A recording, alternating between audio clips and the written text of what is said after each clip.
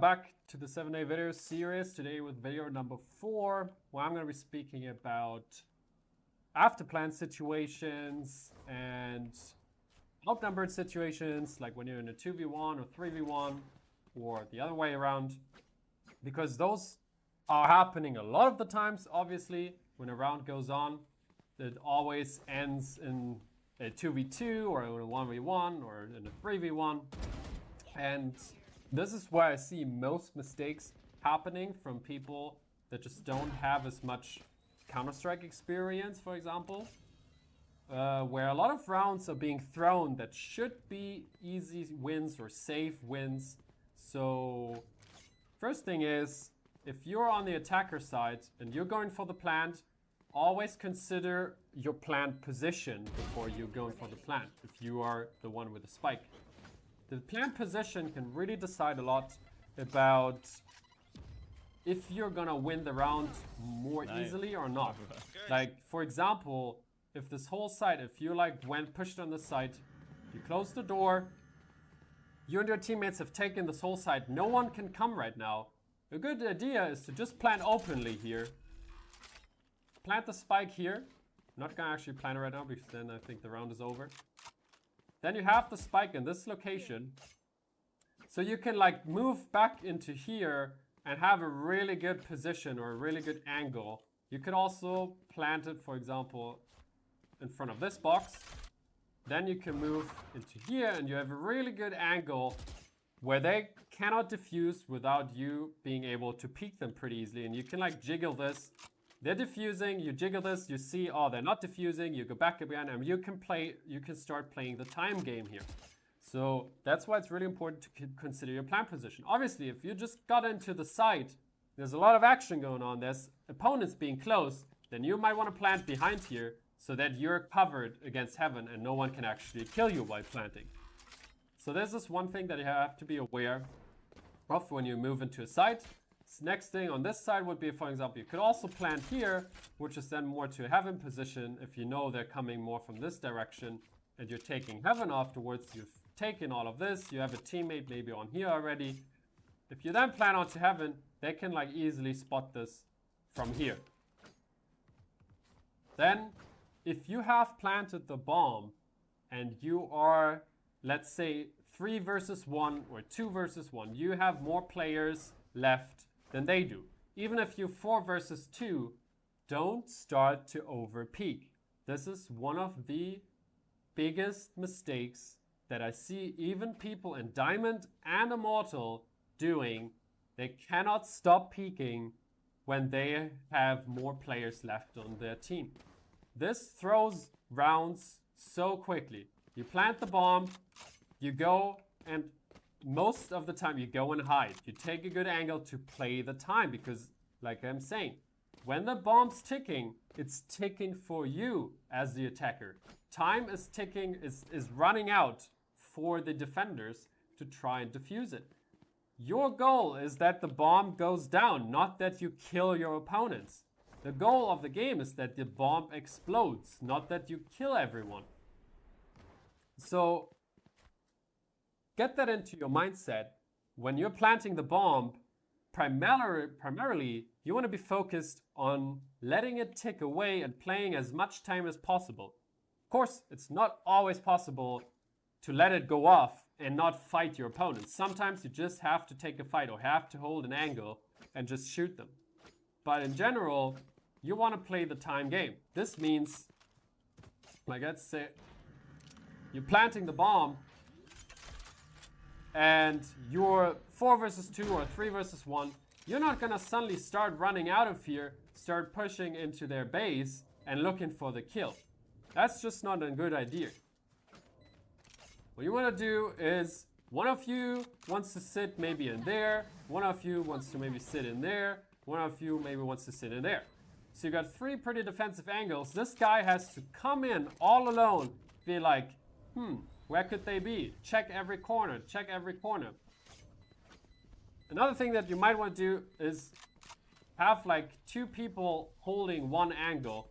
Like if you, for example, one here and one here, you have a crossfire, so he has no chance of doing anything. Wait, is this round actually? Oh, no! Alright, you get what I mean. So it's actually just that easy. Don't over peek when you are. Is my game actually screwed now? And oh, it's okay. It's coming back. Yeah. Don't over peek when you've planted the bomb. There is scenarios, there's situations where you sometimes have to push out or have to take a fight. But I'm gonna clip in a few of my clips where you can see, like, sometimes just playing the time game wins you the round without even shooting your opponent. Just jiggling the bomb and watching that your opponent is not defusing it. So one more thing, when you're planting the bomb though, let's say it's the other way around. You're going for the bomb plant, not gonna plant it this time actually. You're going for the plant and you're in a 1 versus 2. They outnumber you, or you in a 2 versus 4. You're planting, you're getting the bomb down. You don't want to do the same thing as if you are outnumbering them. So you're 1 versus 2, or you're 2 versus 1. 2 versus 4, 2 versus 3. You don't want to suddenly like go all defensive here back in the site and just sit there and your second guy just sits here. Often that's not such a good idea because, well, there are 4 people. They will like push in together. You might get the first one, but then the second one refrags you. And same with the other guy sitting over there or something. He might kill the first one, but then the second one refrags him. So when you are outnumbered and you're planting the bomb, then it's okay to go for a push and see if you can pick someone off before they're coming in, before they're all coming in together. Because the enemy team often makes the mistake as well that they're not pushing in together right away, that someone is going in too fast. One of them has to still rotate all the way from A and the other one is already going in. So you want to look for a pick then. Oh, wait. My round time. 10 seconds left. Ah, there we go. So if you're in a 1 versus 2, you want to look for a pick. But when you get the pick, let's say you're 2 versus 3, you kill one, oh, then you can suddenly go back and now you're 2 versus 2 and you can play the time game again. This is the general basic of after planned situations. It's literally that easy. When you are outnumbering your opponents, stay away, don't over peek, don't try to peek them too much, just play the time game. In general, that will lead you to winning more rounds. And if you are outnumbered, try to pick someone, try to get a quick kill, then retreat and play the time game. Once you've like evened out the player numbers, then you can play the time game. All right. That was basically it to like after planned situations. Obviously, one more quick thing. The outnumbered situations, it doesn't only go with after planned situations. It's not only about you planted the bomb and you're 2 versus 3 and you go for a peek, or you're 2 versus 1 and you shouldn't peek. It's also when you're on the defender side, you get a first kill. Let's say you're a defender. You pick someone off in mid. Maybe you even pick a second guy off in mid. Suddenly you're in a 5 versus 3 round. Now is the time to stay very defensive as defenders. Hold the sides very defensively. Let them come because they can only push in with 3 guys against 5. But this is often the time where people start to overpeak and throw rounds as defenders. So it goes for both sides, as you can see. When you're defending, you get first kills and you're 5 versus 4 or you're 5 versus 3. You want to start playing a little bit more defensive, hold angles, let them come, let them do a move, let them do something. Because I see so many rounds thrown where you get like first kills here and then your teammates, people just start pushing in. Especially when your teammates get first kills, don't start getting overconfident and over-peaking because you're giving your opponents the chance to even out the round again. you're just giving a free chance to make it a 3 versus 3 again. So really just integrate that into your mindset and ranked. When you are outnumbering your opponents, you want to adapt to a slightly more defensive play style. If you are being outnumbered, you want to like go for something more aggressive because you then have to do something. It's the same. And oh yeah, after plant situations as defenders, that's very important as well. When you're retaking the bomb, the most common mistake that I see is that people are taking way too much time. That's literally the only thing I want to say about that. People are taking way too much time trying to check like sneak in, shift walking, trying to check like every corner. The bomb's ticking away, tick, tick, tick, tick, tick, tick, tick. And they're trying to check everything. And by the time they're reaching the site, the bomb's ticking so fast that they would already have to defuse it all the way, but they still have to kill an opponent. So if you're retaking as a defender against a planted bomb,